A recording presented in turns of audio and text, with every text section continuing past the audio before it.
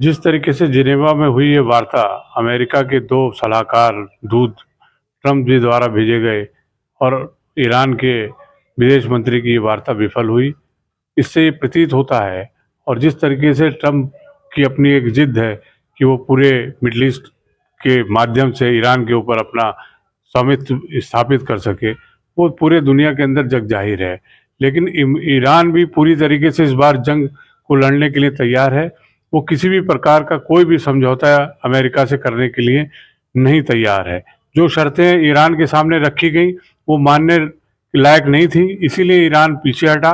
क्योंकि ये रमज़ान का महीना बहुत पवित्र महीना होता है, और पूरा जो ईरान है वहाँ पर जिस तरीके से वहाँ की पब्लिक है वो पूरी तरीके से धार्मिक है, और वो इस महीने में नहीं चाहते थे कि कोई इस तरीके की कोई घटना हो। लेकिन जिस तरीके से अमेरिका ने अपने ये दो साहस किया है, उससे लगता है कि आज रात ही कुछ ना कुछ वो करने वाला है। लेकिन जिस तरीके से ईरान ने अपनी तैयारी की है वो भी काफ़ी काबिल तारीफ है। उसने भी पिछले काफ़ी दिनों से अपने सारे सैन्य शक्तियों का प्रयोग और उसका अभ्यास उनके सैनिक कर रहे हैं। तो उनके सैनिक बहुत पूर्व से ही इन सारी चीज़ों का अभ्यास कर रहे हैं, और उनके इस अभ्यास की उनकी आदत काफ़ी समय से है। जिस तरीके से इराक और ईरान का युद्ध लगातार वर्षों चला, तो उसको उनके लिए कोई नई चीज़ नहीं है। वहाँ के सैनिक बहुत साहसी हैं, और बहुत उनके पास भी बड़े आधुनिक वेपन है जिससे कि वो भी लड़ाई लड़ सकते हैं।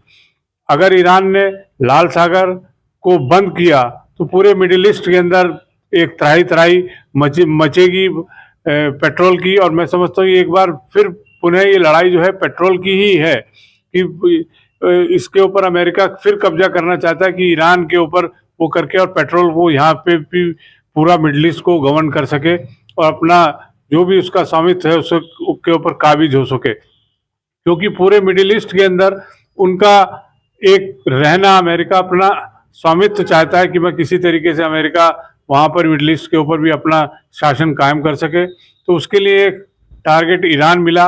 लेकिन मैं समझता हूँ ईरान जैसी देश, ईरान जैसे धार्मिक लोग वो नहीं चाहते कि इस तरीके का युद्ध हो। लेकिन इसराइल के सारी चीज़ों को देखते हुए कि जिस तरीके से इसराइल ने अमेरिका की मदद करी, ट्रंप की मदद करी, उनका एहसान को चुकाने के लिए आज इस तरीके की दुर्घटना अमेरिका के द्वारा की जा रही है, जो कि बहुत ही अच्छा कदम नहीं है। जिससे कि इस देश को, जो एक स्वस्थ देश है, खुशहाल देश है, उस देश को भी हानि, वहाँ के लोगों को भी हानि हो। और विशेषकर इस पवित्र महीने में पूरे मिडिल ईस्ट के अंदर एक पूरा तूफान मच जाएगा, और पूरे दुनिया के अंदर इसका मैसेज गलत जाएगा। मैं समझता हूँ ट्रंप साहब को इन सारी चीज़ों को समझना चाहिए कि मैं कौन सा कदम उठाने जा रहा हूँ। इससे नुकसान उन्हीं का होने वाला है, अमेरिका का। और क्योंकि ईरान तो पूरी तरीके से कमर कस के बैठा हुआ है।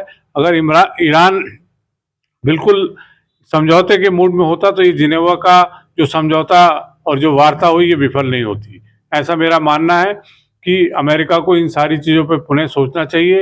एक ईरान स्वस्थ कंट्री है, अच्छे वहाँ के पवित्र लोग हैं, और ये इस पवित्र महीने में ये कार्य शोभा नहीं देता। धन्यवाद।